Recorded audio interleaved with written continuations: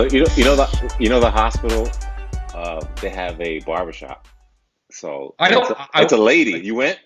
I went to the guy. I went last week on Monday. I might go. I might have to go again actually because I'm he's got scared having some random person, especially a female. No offense to the females listening, to cut my hair. I got my hair cut. I got a fade. And I A got I Caesar? got it. I got the Caesar with a little fade, and I took care of the Slugger family curse. I pulled up Uh, some photos from the '90s where you had a Gumby. Remember the Gumby? oh, I had all kinds of hair, man. I had the grunge hair look, but the Slugger family curse is where you lose the hair up top, but you grow in the ears, man. It's a Ah, sad. It is one of life's cruel jokes, to be honest. or the lower neck. It's called taco meat. Taco. You Can know I the tell you, taco meat. we've been working so hard. We wear masks, we wear goggles every day. It's very uncomfortable. The least we can do is feel, when you get a little cleaned up. So I got cleaned up at the hospital last week. I want to give a shout out to Holy Name for making the Zen Den where you can get a haircut in a safe environment. He was wearing an N95 mask. I was wearing a mask, and he quickly buzzed my hair, and I look beautiful, like I used to. So it's Dapper. really, yeah, yeah, it's really refreshing to be back in some regards. Ready for CNN, aren't you? Well, right now I want to focus on some more pressing issues, Well, I why don't we think. introduce the show? So, welcome All to right. Recommended Daily Dose. We are back. This is podcast episode 3, special edition coronavirus. I am Dr. Clinton Coleman, along with my colleague in his nice plaque-filled background. They're actually all made up. They're actually my Is nursery that oh, school. is that, is that They're online? my they're ND my nursery online s- or DO they're my online? the online they're my nursery school graduation Awesome. and my elementary school graduation diplomas back there. You know what sucks Um, about this? The people who are graduating, the kids who are graduating, they're not gonna have a graduation. Look, my kids in graduating fifth grade, going to middle school, very upset. But I told them, Sucks. hey, look, I understand it's important, but what about the guys and girls, high school, college, grad school, med school, law school, whatever it might be, kindergarten, it doesn't matter. It's all a big deal. You get to do it once in your life, and it's a different world, and we know that, which is why we've been away for a long time. So I have to tell you, it is nice to have a little downtime here and quite frankly, just kind of talk about coronavirus, which we've been talking about lately. But I think we should take a little different view about it. Right. What do you So think? we've talked about the risk factors, the treatment, the mitigation, and social distancing, but we really haven't spoke about the socioeconomic impact, particularly in certain groups. A few weeks ago, there was a lot of information about those disparities, how it was affecting certain communities like the African American, Hispanic communities, so disproportionate, especially in Right. those hard hit cities like Chicago, Milwaukee. Um, is that I haven't heard anything recently about that. Does that still apply? Have you seen anything about that? I I tell you what, if you look, not only does it still apply, it applies around the world. Okay. I think that this virus is an equal opportunity. I say it over and over again. Of a bringer of destruction, if you will. And it knows no caste, creed, color, religion, anything. But I will tell you, when we separate out certain risk factors, which we've talked about ad nauseum, right? Older age, diabetes, high blood pressure, lung disease, smoking, immunosuppressed states, what have you. A common theme, again, nothing in medicine is all, black or white. So, but a common theme in general, not an absolute, is we are seeing the hardest hit areas oftentimes involving minority communities. And why is that? Uh, it's not because of genetic predispositions. Right. I So really think, and I think, let's yeah, yeah, let's be clear. I think if we say it's all biological, we're being dismissive of the underlying dismissive. issues. So I think Absolutely, absolutely. we can break it down to, socioeconomic factors, where certain people live, densely Right, populated areas, what certain people do. So, minority people tend to now are the essential workers, mostly the essential workers. So like the service industry, like transportation, healthcare, absolutely, food absolutely. processing. It doesn't matter if you're in, let's say, Queens, right? So Mount Sinai, East, in Elmhurst, part of Queens, hard hit, huge, immigrant population, right? We know Right. Queens is, if you've been hanging out in Queens, you have people from all over the world, which makes it a fascinating borough. But you see that that community was hard hit incredibly fast. And so why is that, right? We try to look, when we first saw patients, we initially saw more migrant patients, patients from various minority backgrounds. But it wasn't just minorities, it was really socioeconomic. I mean, that's what it really came down to. Right. People who can't afford to stay home, who can't afford a social distance, who can't afford to shelter at home. It's easy enough if you say, hey, just work from home, use a laptop, have a good internet service. But what if your job is working in a restaurant in Manhattan and you're living paycheck to paycheck? You don't have that supply of cash to last a week or 2 weeks or 3 weeks. What if you are renting a room in a house and then you're renting a room with 4 other people, 4 guys, 4, whatever it might be, and you have a common living room and you share a bathroom? I mean, we kind of take it for granted. Hey, use a different bedroom, use a different bathroom, shelter at home, work from home. And that just really shows how divergent people's experiences with coronavirus really is. I saw something on social media saying my experience is not your experience. And it's true. Right. You and I are on the front lines. We're working every day. So we're not stuck at home. We are working incredibly hard. You're doing a great job, by the way. And we are certainly different than our colleagues who are saying, other friends of ours who are, let's say, quote unquote, white collar jobs, but they're working from home. And they're saying, well, I'm working from home. It's okay. And I can stay from home. But sometimes your community and who you interact with is not what the general public is. And so then you don't realize, hey, there's other people out there that cannot work from home. They don't have a large house that they can separate from their families. If one person's sick, they need someone else to take care of them. Who's taking care of their kids? Maybe they are going back and forth. You might say, oh, well, don't take public transportation. But, you don't realize plenty of people don't have cars. They can't afford cars. Don't have the option. Well, take an Uber. You can't afford it. You can't afford Uber. And I have to tell you, as a physician, as a person, obviously it's humbled all of us as physicians. But then it also makes you realize the healthcare and the socioeconomic disparities in this country. And it's really brought it to me, and I think to all physicians out there, that there's incredible amounts of disparities. You talk about the African American experience, and I'm going to let you, kind of go with that. But if you look at the African American population in Bergen County, they're middle class, they're well-to-do. You don't see that same experience that you have in Detroit and that you have in, let's say, inner city Chicago on the South Side, or in Milwaukee. That's why it's not ethnic predispositions. It's really socioeconomic. Yeah, if you look at the deserts. Not to cut you off, yeah, but in the hospital, we don't. I mean, our patient population is skewed. We see more Hispanics than we do African Americans, and I think that's just based on, one, the immigrant population, and also the socioeconomic status of the people who actually live here. So I think that's. And of course, Hispanic is a very broad term, So what we're seeing, at least what my experience has been, and a lot of my colleagues, Hispanic is very broad. We're talking more Central South Americans initially. Again, I want to preface all this by saying this is not discussion is to lay blame or somehow label one ethnicity over other. This is simply to say, in all parts of the world, because we'll talk about the same thing going on with migrant populations in the Middle East, migrant populations in Southeast Asia, and Malaysia, and Indonesia. It's a common theme. Common themes also seen in rural America. So we live in suburban America outside New York City.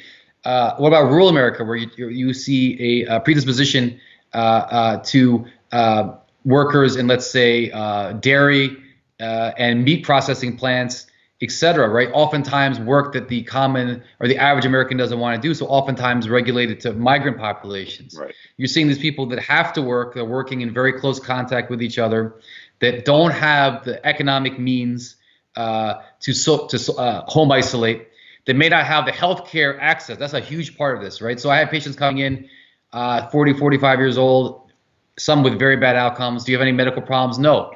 And then you find out they're in DKA, which for the non-medical people out there is a reflection of uncontrolled diabetes. They had no idea they had diabetes. Why? Because they never saw a doctor. Why? Because they have no insurance. Why? Because they're either undocumented or underinsured, or they're afraid to see a doctor, or they don't have time to see a doctor, right? Even to see a doctor and take time out when you are basically working 7 days a week, 10 hours a day just to pay your bills and send food back home, or send money back home and buy food and rent a room or whatever it might be, shows that we have to be, as a society and as medical professionals, more understanding of people's experiences. It's not, sometimes you get caught up, I need to make my waiting room look very good for patients. I need to have access to patients 24/7. But you don't realize that people's experiences are very different. I think, and I know we're talking very broad-based, and we can certainly hone in to more specific examples, but to start off this very broad-based discussion, is something that I really want to get out there because I think it really brings to light this whole disparity that exists. But I think as it pertains to the African American community, it may be compounded. It's such a complex issue, one, the virus, but just coming from a standpoint where, societal race problems have led to mistrust of society, lack of access to healthcare. So things that happen normally in different social economic groups are probably exponentially worse and African American community. So So much so where you have, for example, a mistrust of the system. You have this information vacuum where you're not listening to reputable news networks or the CDC or World Health Organization. You're listening to social media and oh believing man, myths that's a problem myths for them. about one, it doesn't affect black people, or the most recent myth, which you mentioned earlier, was the conspiracy that barbershops and salons are open just to, I guess, to wipe out the community. So I think So it's this such a complex issue. Yeah. right, but again, I've said it, we've discussed before. This is the first pandemic ever in the social media era, Right, right? So right. you have information coming at you 24/7 every single direction. It's like hanging your head out the window while you're driving 60 miles per hour and just opening your mouth, right? You're just getting bombarded. Um, and I think we need to make sure that the people are getting their information from trusted sources. But you're saying perhaps that certain communities may mistrust or may not Of course. accept mainstream media, right? So Yeah, you and can see then it that on is on that's a on TV. You see groups still outside partying and on the streets, and it's just even talking to some people I know in the community. They're worried about treatments or if there's a vaccine that ever comes up, and that stems from just a historical disenfranchisement with experimentation in the Black community, mistrust. It's just that's made things so much worse, and then throw on top of it access to healthcare, right? So sure. where certain people can get screened and certain people can't get screened, right? So it's such So a we know that complex minority, issue, yeah. right? So no, we know that minority communities in general are behind other communities in terms of general healthcare screening. And we know with this virus, and again, not an absolute, but a lot of times it affects people, again, older, but in middle age as well, as we have tragically seen time and time again, both of us. But we know that certain risk factors, the metabolic syndrome, the high blood sugar, uncontrolled diabetes, hypertension, all of which you can see in people who don't regularly see a physician, who don't regularly follow up, who don't take medications. But again, I think what our key here is to discuss is that we can't lay blame with people. I think we have to look at the healthcare system in general and Of say, hey, it's course. failing a large part of our population. And it's failing the most vulnerable part of our population, right? Because these, again, are people. See, people may say, well, they're out there hanging out and they're partying and they're having barbecues or they're having parties outside and it's their fault. They're not abiding or bearing by social distancing rules, etc. But see, I would argue that no, a lot of times it's not because of that. It's because they can't afford to stay home. Of If they course. stay home, they don't eat, Right. and they have, and and they are living in crowded areas. And you and I have a house, and if our families need to, they can get some fresh air. They can go in the backyard. Right. What if you're living in a high rise in a tenement or in a really urban area on top of each other, and you go outside and there's 50 other people? What are you supposed to do? Right. Stay in your one bedroom, one bathroom apartment? No, right? So it's very privileged of us and short-sighted of us to say just stay at home, just work from home. That's not an option for a lot of people. I think we have to realize this. And anytime I'm or you are talking, educating people on the media, whatever, I think it's really important to always say that I understand that this is not easy for a lot of people. And I think we can't lay blame, that, oh, they're just not listening, or that could be part of it in terms of not having proper access to media that they trust. But I think a lot of times it's reflective of necessity and, again, socioeconomic issues, just not in the Northeast, all throughout the United States. If you look at the desert Southwest, it's affecting disproportionately Native Americans. Why? Because they have higher rates of diabetes and high blood pressure, poor Yeah. access to healthcare. If you look at other parts of the world, you're seeing this migrant populations particularly at risk. And again, I want to keep prefacing that this by no means that are they the only ones at risk. We have Of seen course. every caste, creed, color, socioeconomic status across the board. But I still think that this brings up these issues of the most hard hit communities being minority communities. Of course, and just remember there's biases on both sides, right? So there's bias from the patient standpoint, depending on who they see as their provider of choice or someone that they can trust, and vice versa. Physicians have bias in who they offer screening to Sure. or who they treat in general, but specifically this. Like I gave this example, just imagine if there was a rare disease that affected only Wall Street older white men, resources would be applied probably to, Correct. way more efficiently than they're being applied to people who actually need it. So, and I think that speaks to how going forward we should try to manage this is people who desperately need resources or screening or therapies should be prioritized compared to because they're more at risk for anybody else. So I think, and that's not happening, unfortunately. So Right.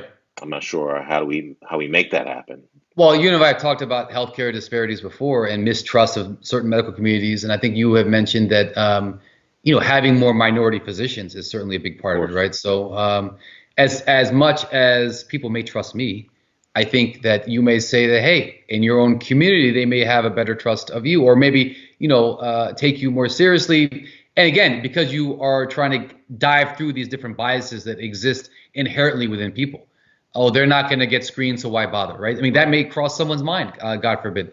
And then someone might say, well, this doctor, I'm not sure if I can trust him, so he's yapping about something about screening, I'm going to ignore it. So, like you said, it goes both ways, which is why, I applaud, med schools and the AMA and other organizations that have tried for a very long time to graduate more and recognize the need and graduate more physicians of various minority backgrounds, to really capture all these.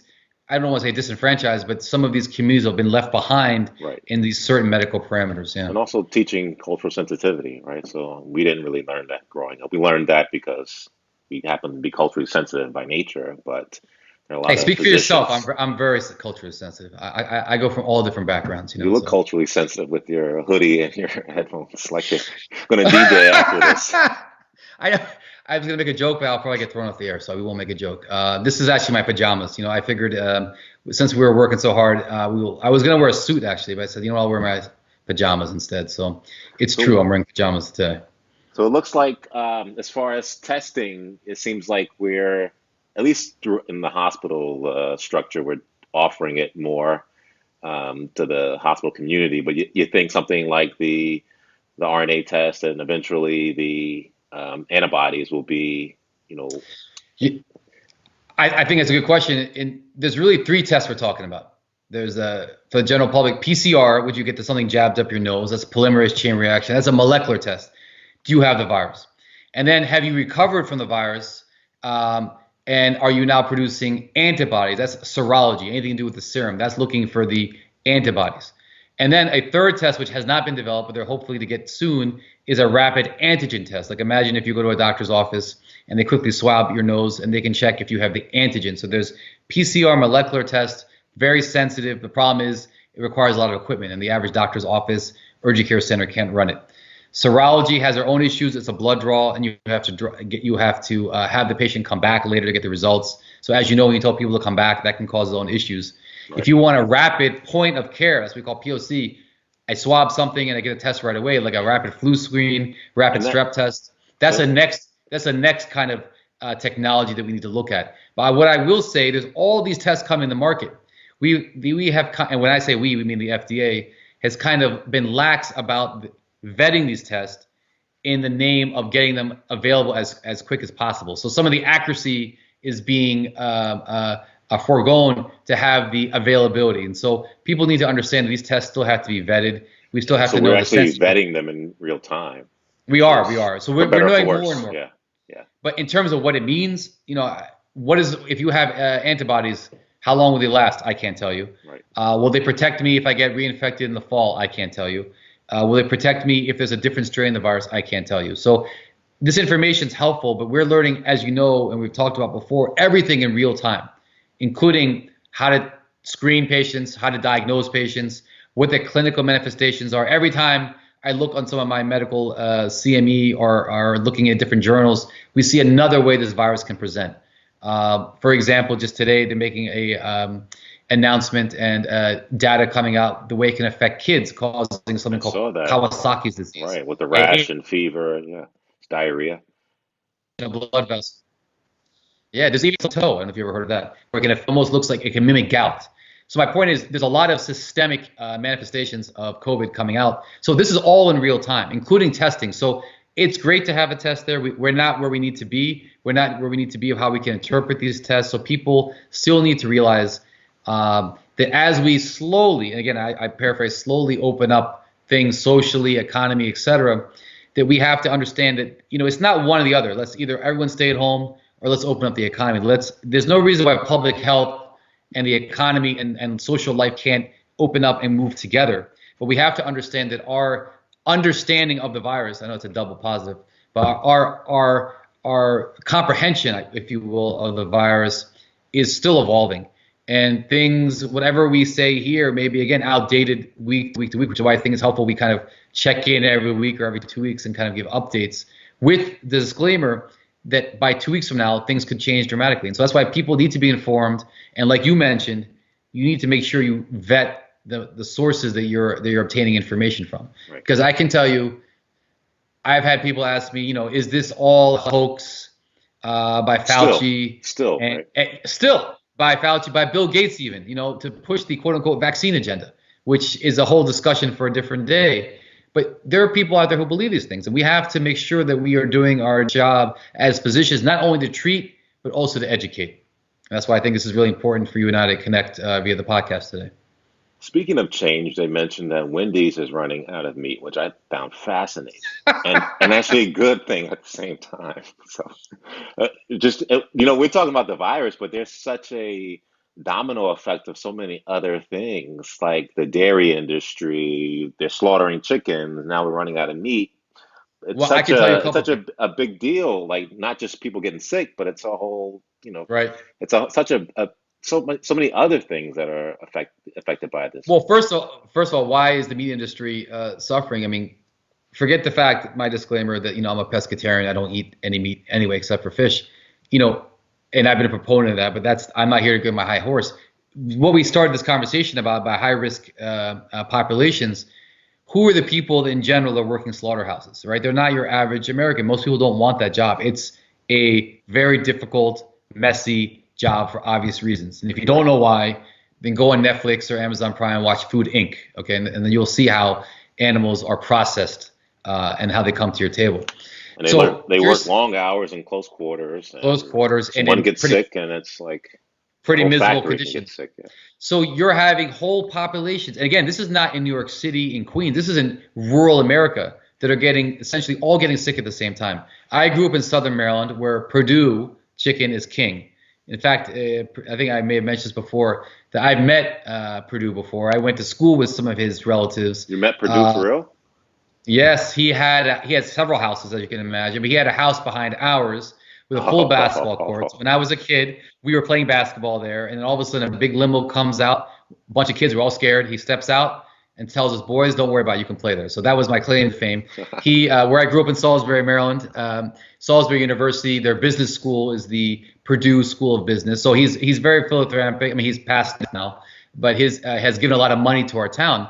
And if you go outside the town where I grew up, there are a lot of chicken farms, quite frankly, and they're having to just slaughter chickens without processing them because there's no one to process the chickens. So, and essentially, they're just killing off chickens because there's just no one able to. And I don't know if you've ever seen a chicken house, but they basically they take the chicken, they cut off the head, they pull off everything, and they have to. It's not a pretty process. But there's no one to do this very difficult job. But again, the reason us discussing this is because it goes back to vulnerable populations, migrant populations, people with poor access to healthcare. And so it affects not just in Queens, not just in the Bronx, not just in New Jersey, rural America. Again, socioeconomic and disparities in healthcare access. It's exaggerated across the board. And again, it's incredible to me to see that this is the same issue going on in Central South America, in outbreaks in Indonesia, Malaysia, related to migrant workers who are living in close quarters, who maybe all eat together, 50 people in one small little cafeteria. This is an issue that's going to, unless we fix these healthcare disparities, that's going to echo itself over and over again across the globe. So, and what do you think the But having time? said that, Oh, yeah, go ahead, no, go ahead, go ahead. Mr. Purdue, The top, Dr. Purdue, Mr. Dr. Purdue. Purdue. I used to hang out with the Popeyes chicken sandwich lady. Did you know that? Uh-oh. No, I did not. Is that a true story? it's not a true story. It's Um, not a true as far as the last question, and then we'll wrap this up. As far as the timeline, where do you think we are as far as it seems like we've plateaued, right? Do you think this is the calm before the next It's a, storm? you know what? I always tell people models make assumptions with data, right? So data in real time always trumps assumptions and models. So our models are that are best, our best models now are based on our best data now. As data gets updated, the models and the assumptions they make get updated. But I will tell you, if we look at history, there at least exists the potential for several other surges going forward, and potential certainly in the fall and the winter with influenza, which rears its ugly head every year, to having massive surges that could equal or certainly eclipse what we already saw in the end of March and the most of April, right there, early to mid of April. So I cannot tell you. I don't think anyone can tell you with great clarity exactly how high these surges will be. I think anyone will tell you that as the economy opens up, it's almost a guarantee that we're going to Right. see in incremental spikes. Now, hopefully those spikes will not go above our healthcare capacity, especially as we've gotten better. We know how to screen patients. We can diagnose patients much quicker. Remember, when this started, it would take me a week or more to get the test results, right? We get the test Yeah. results now in a couple hours. So that is certainly better. We're better. We've fine-tuned our infection prevention policies. While we don't have a cure, we have medications that we're looking at with hard data in clinical trials that hopefully will give us better results than we had initially on. But in terms of what we expect, if I was a betting man, then yes, I think we're going to see many spikes going forward. How high those spikes are and what's going to happen in the fall or winter remains to be seen. And I think that's why people You, have to understand that this is not over. And I've had people tell me, hey, this must be over by now. By no means no. is this over. This will be over once we have herd immunity, 70, 90% But that's antibodies. but Yeah. so my question with that is, as more people get exposed, more people develop. Well, we all develop herd immunity. Shouldn't you see less spikes, or because there's less First, people to get sick? but I have to tell you, it's almost like a double-edged sword. Social distancing flattened that curve very quickly. It will now spread out that curve because less Right. people got the disease. Now, more people got the disease, you would actually shorten the duration until you had herd immunity. But you would have such a rise, you would have had such a devastating Of toll on the course. healthcare Yeah. system, Yeah. Yeah. which would equate to incredible amounts of deaths. Now, we are nowhere near the ability for herd immunity. And remember, I keep telling people, you don't want to get this disease. I mean, we know a lot of people are asymptomatic and may recover, but we're learning more and more. People who are asymptomatic had mild disease coming in 2 weeks later with strokes, with heart attacks, with enlarged hearts or cardiomyopathy. Now kids with the potential for this Kawasaki's disease. We're seeing other weird manifestations, something called Guillain-Barré. We're seeing people coming in with seizures, with central nervous system effects. So I cannot Which just is tell people odd to to. me for just like, is there any other virus that has such a systemic effect on so Well, I think many? people, and this is why we are up until now have always been so scared by influenza because people don't realize all the other manifestations influenza has, including gastrointestinal. Influenza can cause CNS. I've seen people have encephalitis, Right. encephalopathy, which is like mental status changes. It can cause seizures. It can cause Guillain-Barré, which is essentially an ascending paralysis that you see post-viral or because of inflammation. So, but I think because we've never seen a virus that really like this that has so many different effects. We were so convinced initially it entered the body through this ACE receptor, ACE2 receptor in the lungs and caused cough, shortness of breath, and fever. And now we're realizing that the symptomatology, so the way it can present, its manifestations are so varied. Right. And Blood again, spots that's everywhere. Yeah. that's our understanding of today. I mean, this is going to keep evolving through time. So we have to wait and be tuned. But I think people need to realize that this is something we're going to be dealing with for the next year and a half, if not more. And finally, I'll leave you with this thought. Don't think a vaccine for a virus is so easy. We've been trying for 40 years for HIV. Now, HIV changes itself so quickly, so I don't think this will be as hard. Most virologists do not think this will be so hard as an HIV vaccine. But we've tried to develop a vaccine for dengue for several years. Right. No Ebola. success. Yeah. Yeah. So when we talk about yeah, exactly, Ebola, other hemorrhagic viruses, So when people are saying, well, give it 12 to 18 months, that's the best case scenario. We can't assume that the virus, a vaccine will be able to be made for a virus. I think we can assume that the production of a vaccine, once available, will be able to be ramped up very quickly globally, because we have a lot of companies and new technology to develop vaccines, not utilizing egg models and other models we used in the past. But I don't think we can assume necessarily that 12 to 18 months is a slam dunk by any means. I'm hoping Trump is right. He's a believable guy. He says sooner than later, so we'll see. Well, I know that you and I both can agree that we always believe Trump. So yeah, whatever he Right, says, right. just try it. Just throw on your what could it hurt? Throw on your red hat. All All right, man. right. So this was a heavy topic, as they all are. Yeah. I Now think I'm sad and depressed. no, I think we should end with I see that your hair. Have you been putting any Soul Glow in your hair? It looks a little like Just flat juices and today. berries, juices and berries. That's all. Just juices and berries, just like our friend from. I've been watching. I don't know. You're not into basketball, I don't think, but I've been watching The Last Dance. Wait. Why am I not into basketball? I I don't mean, know. You're a tennis guy. You're a You don't tennis think Brown guy, man can jump? All right, fine. You're probably right, but it's fine. Keep going. and that's what I've Keep been going. looking forward to. Like I'm realizing, like all the memories that that. So my oldest is 9 years old. So I was about his age in real time watching this, and it's Right. such a fascinating thing, and all the things that you remember or don't remember, just to relive.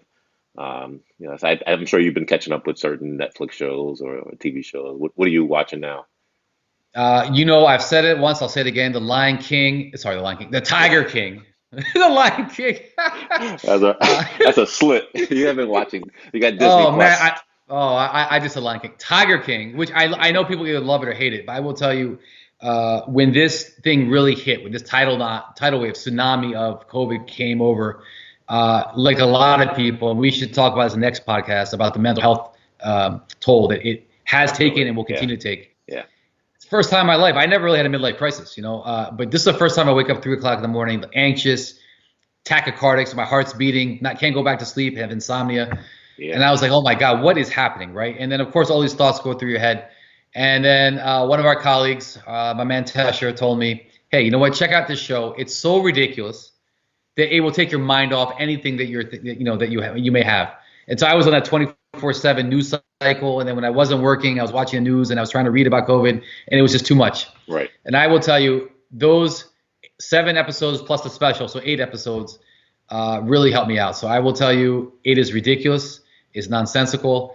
My wife left it after 2 episodes. She couldn't take it anymore. But if you get a chance, It's watch even it. better. Yeah. Yeah, it's even better. That's right. So I was able to watch it late at night, just by myself, eat some ice cream, maybe have a beer late night, watch it. I tell you, it really, it saved me. All right. It So you really recommend did. Tiger King. I recommend Last Dance on ESPN. Thanks for watching. You can subscribe on YouTube, Spotify, Apple. Any closing remarks, sir? I tell you, I want to wish all our listeners out there good health. We always try to joke around when we do our podcast. I think obviously we've been taking lots of break away from our podcast, which we enjoy doing every week, believe me, because we had been so entrenched with COVID-19. But I think I want to leave the leading part that, not only do we wish everyone good health, but those that are not on the front lines, that are hunkering down at home, I have to, really give all of you a shout out, because by staying at home and all the difficulties that we've talked about today, and other difficulties that it entails, that's really what has been helped not only us take care of patients, but flattening the curve. And so I can't, Right. Say enough and understate the importance And we of social also distance. we also want to thank all the people who have been supportive to, not only us, but everyone else who's on the front line, all the volunteers and people Incredible, donating incredible. stuff, and just the moral support. Because like you mentioned, it's rough. My mood's been off for a while, and you feel alone on the island, you feel hopeless, but just having, random people rooting you on and throwing signs on your lawn, and Absolutely. just think I get text messages almost every day from people just, thanking us. So we just wanted to shout you guys out, and we're doing this for everybody. Incredibly Yeah. thankful. Thank you. Yeah. Yeah, thanks so much. And I tell you, Clint, Dr. Coleman has been very cranky. He has not been himself. So we look forward to, I guess, after you watch Tiger King, maybe Lion King for that. I don't know, but maybe you'll feel a little better about things and be your no your normal, jovial, classy self. Jovial. I did gain about 20 Joe. pounds though. Yeah. All right, guys. We'll catch you later. You gonna be well Until or? next time, be well.